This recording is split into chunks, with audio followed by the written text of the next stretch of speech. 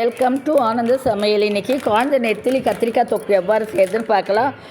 நெத்திலி ஊற வச்சு அலம்பி எடுத்து வச்சாச்சு. அதுக்கு மிளகாத்தூள் மஞ்சள் தூள் போட்டு நல்லா மிக்ஸ் பண்ணி ஒரு 10 நிமிஷம் ஊற வச்சிடலாம். இன்னொரு பாத்திரத்தில் எண்ணெய் ஊற்றி, ரொம்ப ஊற்ற வேண்டாம், திட்டமாக எண்ணெயை ஊற்றி எண்ணெய் நல்லா சூடானதும் இந்த அலசி மிக்ஸ் பண்ணி வச்சுருக்க கருவாடை அதில் போட்டு நல்லா வறுத்துக்கலாம்.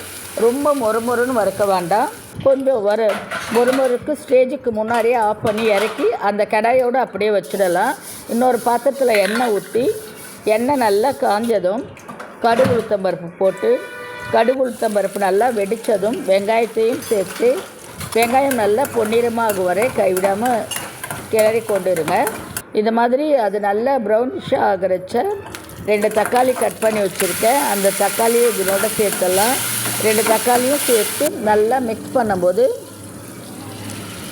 கத்திரிக்காய் ஸ்கொயராக ஒரு 4 கத்திரிக்காவை கட் பண்ணி வச்சுருக்கேன். அந்த கத்திரிக்காவையும் இதோட சேர்த்துடலாம்.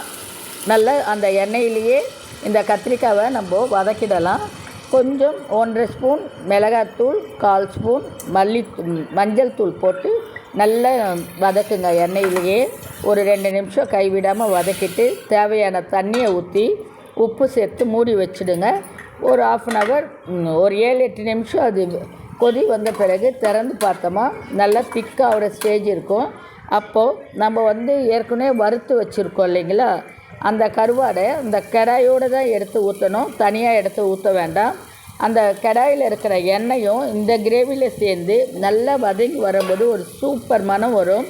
அதனால் கருவாடை தனியாக எடுத்து வைக்காதீங்க. இந்த குழம்புக்காக கருவாடை செய்யும்போது அந்த பாத்திரத்தோடு வைக்க பழகிடுங்க. அந்த பாத்திரத்தோடு எடுத்து ஊற்றுறச்ச ஒரு மனம் வரும் பாருங்கள், ரொம்ப சூப்பராக இருக்கும், நல்லாவும் இருக்கும்.